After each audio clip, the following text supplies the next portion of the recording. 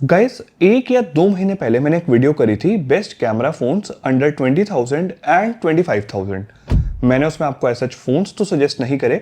मेरा एक सजेशन था कि अगर इतना बजट है तो इस सेगमेंट में एज ऑफ नाउ कोई अच्छे कैमरा फोन्स एग्जिस्ट ही नहीं करते। आप बस यूट्यूब पे, इंस्टाग्राम पे अपना टाइम वेस्ट कर रहे हो इस सेगमेंट में अच्छे कैमरा फोन्स ढूंढते हुए। इट्स बेटर कि अगर आपका बजट 20 से 25 हज़ार है तो आप कोई ऐसा फोन लो जिसमें अच्छी ओलेड डिस्प्ले हो, अच्छा रिफ्रेश रेट हो, प्रोसेसर अच्छा हो, सो दैट वो रिफ्रेश रेट हैंडल कर पाए और फोन बैटरी बैकअप अच्छा दे दे। इन प्रायोरिटीज के बेसिस पे अपने लिए एक अच्छा फोन चूज करो। बट आज सब बदलने वाला है। कुछ भाई नाराज भी हुए थे, कुछ भाइयों ने बात समझी भी थी, कुछ भाई कह रहे थे यार हमारा बजट 25,000 है, कुछ तो बता दो, मतलब हमें भी थोड़ी बहुत अच्छी फोटोज लेनी है। 25,000 रुपीज के बजट में आज इस वीडियो में मैं आपको एक नहीं, दो नहीं, 3 फोन्स रेकमेंड करूंगा।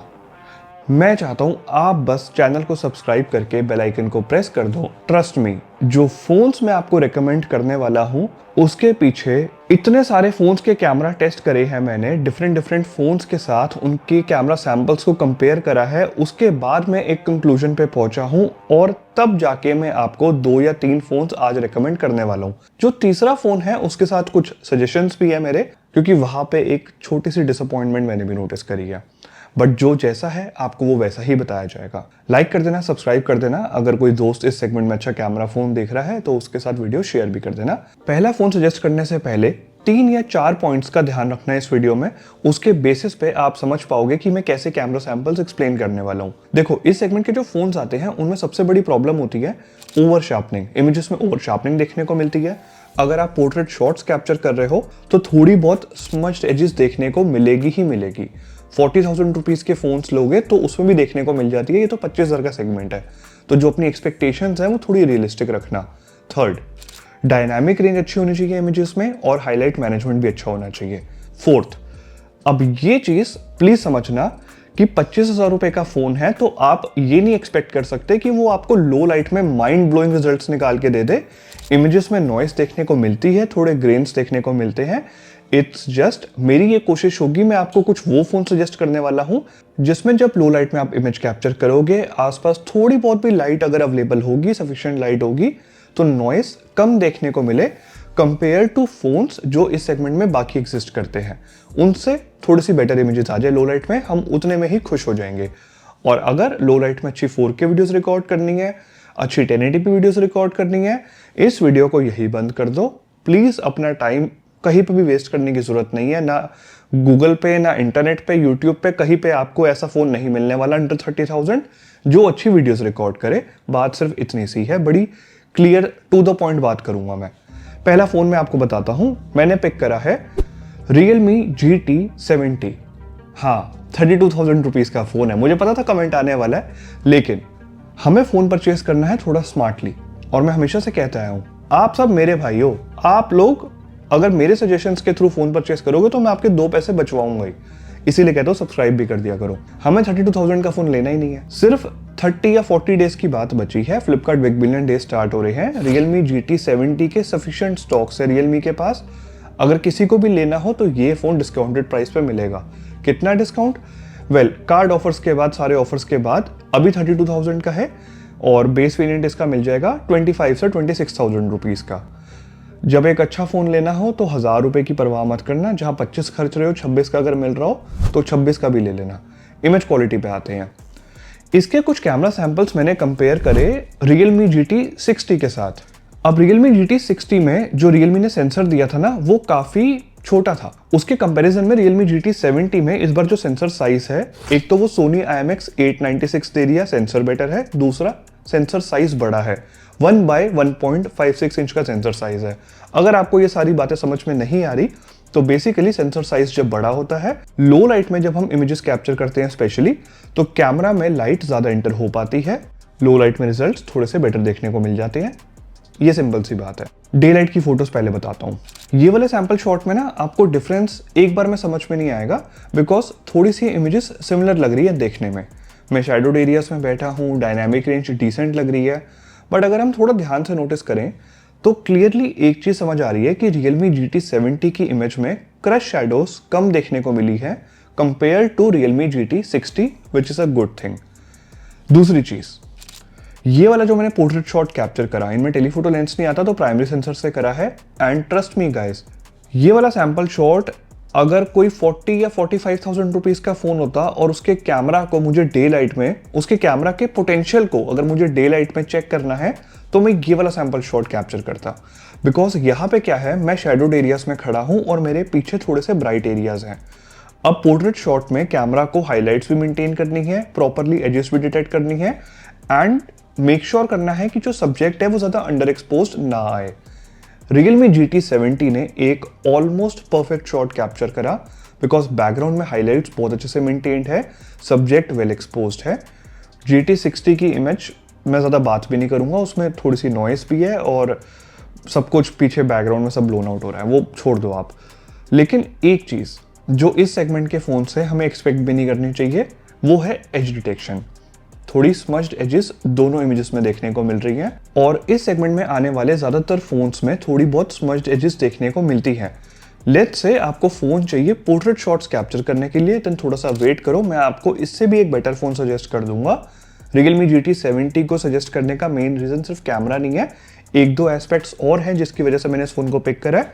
बट पहले सैम्पल्स एक्सप्लेन कर देता हूँ, उसके बाद बाकी एस्पेक्ट्स की बात करूँगा। लो लाइट में मूव करते हैं और पहले मैं आपको ये 4K वीडियो दिखाता हूँ।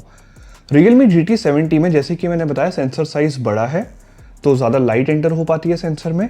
क्लियरली Realme GT70 की वीडियो बेटर एक्सपोज्ड है और नॉइस भी कंट्रोल में है। ऐसा नहीं है कि सब कुछ ज़्यादा ब्राइट करने के प्रोसेस में वीडियो में नॉइस ज़्यादा ऐड हो गई हो, दोनों वीडियोस में थोड़ी थोड़ी नॉइस है बट नॉइस कंट्रोल में है, बहुत ज़्यादा नहीं है। तो GT70 का बड़ा सेंसर साइज काम में आता है। दूसरी चीज़, जब आप लो लाइट में पोर्ट्रेट शॉट इस फोन के कैमरा से कैप्चर करोगे देन यस, इस सैंपल शॉट में भी क्लियरली मेरे फ्रेंड के फेस पे आप थोड़ी सी नॉइस नोटिस करोगे, थोड़े से ग्रेन्स नोटिस करोगे। बट हमें ये देखना है कि इस सेगमेंट के फ़ोन में थोड़ी सी नॉइस कम हो कंपेयर टू अदर फोन्स जो इस सेगमेंट में एग्जिस्ट करते हैं। Realme GT60 की इमेज में आप फेस की तरफ देखो, फोरहेड की तरफ देखोगे तो नॉइस काफ़ी ज़्यादा है और GT70 में काफ़ी कम है। कॉन्ट्रास्ट भी बेटर मेंटेन्ड है। अगेन बस वो थोड़ा सा एज डिटेक्शन है कि हाँ थोड़ी स्मज्ड एजेस देखने को मिल रही हैं जो हमने डे लाइट में भी नोटिस किया था। अगर नेक्स्ट सैंपल शॉट पे भी नजर डाले तो ये कोई पोर्ट्रेट शॉट नहीं है बट लो लाइट में कैप्चर हुआ है। अगेन बैकग्राउंड में जो हाईलाइट्स हैं वो बेटर एक्सपोज्ड हैं GT70 में, तो ये जो बड़ा सेंसर साइज है ये एक्चुअली में काम में आ जाता है। दूसरा रीजन Realme GT70 को मैंने इसलिए पिक करा बिकॉज ये आपको 25-26 हज़ार रुपये में परफॉर्मेंस भी अच्छी दे देगा। इसमें Dimensity 8400 चिपसेट मिलता है जो आपको डिसेंट गेमिंग कराएगा कंसिस्टेंट FPS के साथ। BGMI जैसी गेम्स ठीक ठाक आपकी चल जाएंगी बढ़िया। Even day to day basis पे जो आप डेली टास्क परफॉर्म करोगे वो भी ये फ़ोन ईजिली हैंडल कर लेगा। ऐप एनिमेशंस आप देख सकते हो कितने स्मूथ हैं। मैं मल्टीपल ऐप्स बार बार ओपन या क्लोज कर रहा हूँ तो ट्रांजिशन देखो एकदम स्मूथ है और फ़ोन में ऐसा कोई लैग भी नहीं है बिकॉज प्रोसेसर काफ़ी केपेबल है। अच्छी OLED डिस्प्ले तो मिलती है, अगेन प्रोसेसर इतना केपेबल है कि वो हाई रिफ्रेश रेट को भी इजीली हैंडल कर लेता है। And the best part is ज़्यादातर सारी ऐप्स में high refresh rate properly work कर रहा है, तो आपको फ़ोन एकदम फील होगा कि स्मूथ चल रहा है, कहीं पे कोई स्टटर नहीं है, कोई लैग नहीं है। बाकी माइनर से स्टटर कभी कभार थोड़े बहुत देखने को मिल जाते हैं। तो इस फ़ोन का करेंट प्राइस 32,000 है बट आपको सेल में वेट करना है और एक स्मार्टली फ़ोन परचेस करोगे तो 2 पैसे भी बचा लोगे और अपने लिए एक अच्छा फ़ोन भी ले पाओगे, तो वेट कर लो। सेकेंड फ़ोन मैंने पिक करा है जिससे आप कमाल के, एंड आई मीन सीरियसली कमाल के पोर्ट्रेट शॉट्स कैप्चर कर पाओगे। इसका करंट प्राइस 28,000 रुपीज़ है बट अगेन एक महीने बाद सेल में ईजिली 25,000 रुपीज़ का बेस मॉडल मिलेगा, 24,500 का भी मिल सकता है कार्ड डिस्काउंट्स के बाद। मैं बात कर रहा हूँ नथिंग फ़ोन 3A Pro की। अब इसमें परफॉर्मेंस उतनी अच्छी नहीं मिलेगी जितनी Realme GT70 में मिलती है बट आप शायद कैमरास के लिए वीडियो देख रहे हो, आई गेस आप थोड़ा सा परफॉर्मेंस में कॉम्प्रोमाइज़ कर लोगे। नॉर्मल यूजर्स के लिए परफॉर्मेंस ठीक है बट थोड़ा सा 7S Gen 3 चिपसेट मिलता है Qualcomm का, वो उतना अच्छा नहीं है। कैमरास पे आते हैं गाइस, इसमें 3x पेरिस्कोप टेलीफोटो लेंस दिया गया है ऑप्टिकल जूम के साथ। द बेस्ट पार्ट इज ये जो टेलीफोटो लेंस है उसमें OIS भी दी गई है जो मेरे अकॉर्डिंग अगर कोई भी स्मार्टफोन ब्रांड अपने फ़ोन में टेलीफोटो लेंस दे रहा है, चाहे पोर्ट्रेट शॉट्स कैप्चर करने के लिए चाहे इमेजेस को जूम करके कैप्चर करने के लिए, तो उसमें OIS होनी ही होनी चाहिए, तभी अच्छे रिजल्ट्स आ पाते हैं। अदरवाइज यार बिल्कुल स्टेबल हाथ हम लोग नहीं रख पाते, हल्का सा भी हाथ मूव करता है और इमेज पूरी खराब हो जाती है। OnePlus 13R, OnePlus 13S, ये कुछ ऐसे फोन्स हैं जिनमें ब्रांड ने दिखाने के लिए 2x ऑप्टिकल जूम के साथ टेलीफोटो लेंस दिए हैं, बट उनमें OIS ही नहीं दी और रिजल्ट्स होने से डिसअपॉइंटिंग। एक तो सेंसर केपेबल नहीं, ऊपर से nothing phone 3A Pro। Well, इसके कुछ कैमरा सैंपल्स मैंने कंपेयर करे हैं Vivo V50 and Moto Edge 50 Pro के साथ। Moto Edge 50 Pro याद है लास्ट ईयर का फोन, उसमें भी टेलीफोटो लेंस था, 30,000 की रेंज का फोन था। वेल, एक चीज तो क्लियर है, अगर आप पोर्ट्रेट शॉट्स देखोगे तो नथिंग फोन 3A Pro के सैंपल्स में जो सब्जेक्ट सेपरेशन है और जो सब्जेक्ट फोकस है वो एक्चुअली में काफी बेटर है। जो 3x पेरिस्कोप लेंस है वो काफी काम में आता है, डिफरेंट फोकल लेंथ पे आप पोर्ट्रेट शॉट्स भी कैप्चर करोगे एंड ओवरऑल रिजल्ट्स बहुत अच्छे देखने को मिलती है। The best part is portrait shots में स्मज्ड एजेस काफी कम देखने को मिलती है कंपेयर टू इससे पहले जो मैंने आपको फोन रेकमेंड करा Realme GT 70, उसमें थोड़ी सी ज्यादा थी। तो इस वजह से पोर्ट्रेट शॉट्स के लिए clearly nothing phone 3A Pro better है, बिकॉज एजेस ज्यादा क्लीन है, पेरिस्कोप लेंस होने की वजह से बेटर सब्जेक्ट सेपरेशन और बेटर सब्जेक्ट फोकस भी देखने को मिलता है। अगर प्राइमरी सेंसर देखें तो वो भी 50 मेगापिक्सल का है और वो भी काफी डिसेंट इमेजेस कैप्चर कर देता है। आई मीन इमेजेस में डायनामिक रेंज अच्छी देखने को मिल जाती है। अगर आप लो लाइट में इमेजेस कैप्चर कर रहे हो तो वहां पे भी यस थोड़ी सी नॉइस देखने को मिलती है, बट इस सेगमेंट में आने वाले बाकी फोन से अगर मैं कंपेयर करूं तो नॉइस काफी कंट्रोल में है। बात सिर्फ इतनी सी है, इस फोन का कैमरा बेटर रिजल्ट्स दे देता है कंपेयर टू कंपटीशन। इसका प्राइस भी इसीलिए थोड़ा सा ज्यादा है, बट मैं चाहता हूं आप इस फोन को सिर्फ सेल में ही परचेस करना, तब ये आपको एक प्रॉपर वैल्यू दे पाएगा, बिकॉज इसके साथ आपको 1000-1500 का चार्जर भी अलग से परचेस करना पड़ेगा, वो आता नहीं है। लास्ट फोन की बात करें गाइस, iQOO Neo 10 मेरे अकॉर्डिंग 30,000 रुपीज में एक बहुत अच्छा कैमरा फोन है। ये फोन 34,000 रुपीज का लॉन्च हुआ था इसका बेस वेरिएंट, बट इसका जो वैसे ऑफर्स में सेल में अभी आपने देखा पिछले मंथ भी 128GB वेरिएंट जिसमें UFS 3.1 स्टोरेज आती है, वो 30,000 रुपीज का इजीली मिल रहा था। लेकिन ये फोन 28,000 रुपीज का मिलेगा आपको आने वाली Amazon great Indian festival sale में, जो 25,000 से अगर देखोगे तो 3,000 रुपए ज्यादा है। लेकिन पूरी बात सुनो और समझो। iQOO Neo 10 के साथ एक फोन और है, उसकी भी बात कर लेते हैं, वो है Moto Edge 60 Pro। इसका करंट प्राइस है 28,000 rupees including card discount, 2,000 card पे ऑफ है। Moto Edge 60 Pro भी आपको 26,000 रुपीज का मिलेगा, 1,000 रुपए ज्यादा है। लेकिन मैं आपको खुल के ना Moto Edge 60 Pro रिकमेंड कर सकता हूँ ना iQOO Neo 10 रिकमेंड कर सकता हूँ, बिकॉज इन दोनों ही फोन के camera sensors specially day light में तो काफी केपेबल है, अच्छी इमेजेस कैप्चर कर लेते हैं। Moto Edge 60 Pro के टेलीफोटो लेंस से पोर्ट्रेट शॉट्स भी डिसेंट आ जाते हैं, बट ओवरऑल फोन को यूज करने के एक्सपीरियंस की अगर बात करूं तो Moto Edge 60 Pro में सॉफ्टवेयर में थोड़े से बग्स हैं, जो लोग फोन यूज कर रहे हैं वो रिलेट कर पाएंगे मेरी बात से। लेकिन बात कैमरास की हो रही है, Moto Edge 60 Pro, iQOO Neo 10, थोड़ा सा सर्च करो गूगल पे और इनके आगे लिखो कैमरा फॉगिंग इशू या लेंस फॉगिंग इशू लिखो। इन दोनों फोन्स में बहुत सारे यूजर्स को लेंस फॉगिंग इशू आ रहे हैं। मुझे इंस्टाग्राम पे काफी सारे iQOO Neo 10 यूजर्स और Moto Edge 60 Pro यूजर्स ने डीएम करे हैं।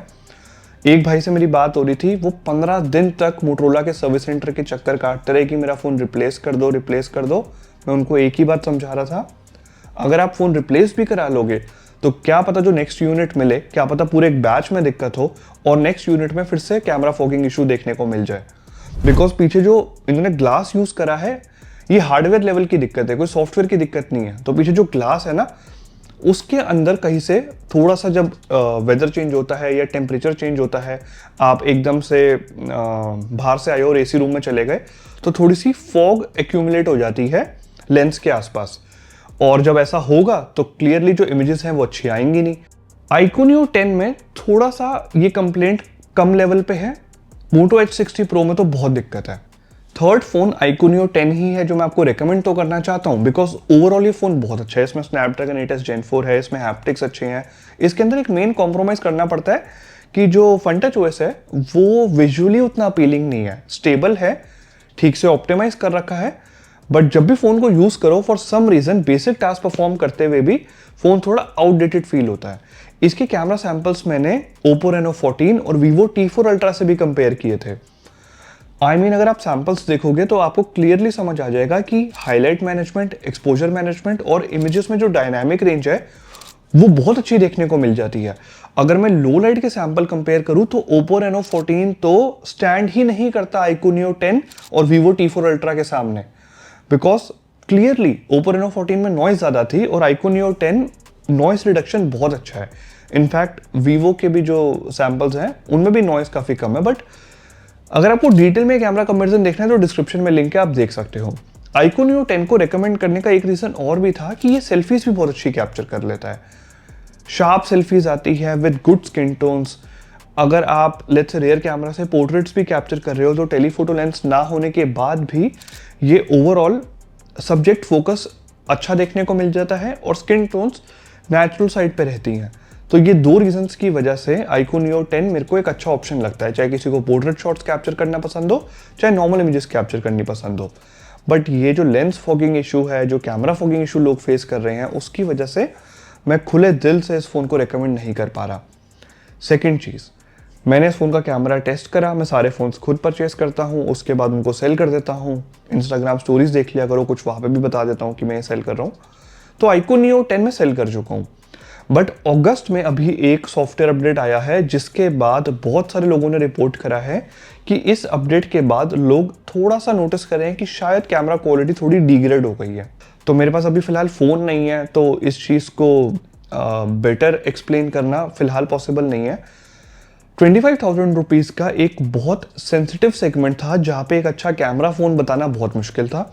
तो दो तो मैंने आपको बता दिए एंड ये दोनों फ़ोन्स ट्रस्ट मी काफ़ी अच्छी इमेजेस कैप्चर करके दे देंगे अगर कंपटीशन से कंपेयर करें। अगर आपको थोड़ा सा रिस्क लेना है तो एक बार को आप iQOO Neo 10 को डेफिनेटली कंसिडर कर सकते हो। ये थोड़ा सा एक्सपेंसिव पड़ेगा। इसका बेस मॉडल जैसे कि बताया 27 या 28,000 रुपीज़ कॉस्ट करेगा सेल में, बट इससे कम का नहीं मिलेगा। ये थे कुछ फ़ोन्स कि अगर किसी का 25,000 का बजट है तो मेरे अकॉर्डिंग ये बहुत अच्छे कैमरा फ़ोन्स हैं प्राइस को कंसिडर करते हुए, एंड आपको डेफिनेटली कंसिडर करने चाहिए। थोड़ा सा बस वेट करना है सेल का, बट फ़ोन्स अच्छे हैं। उम्मीद करता हूँ जहाँ तक वीडियो देखी है तो आप वीडियो को लाइक भी करोगे और चैनल को सब्सक्राइब करके सपोर्ट भी कर दोगे। इस तरह से कुछ हम नेक्स्ट टॉपिक में 35,000 वाले फ़ोन्स कवर करेंगे, 40,000, 35-40 वाले में मैं कोशिश करूँगा कि आपको अच्छे कुछ कैमरा फ़ोन सजेस्ट कर पाऊँ।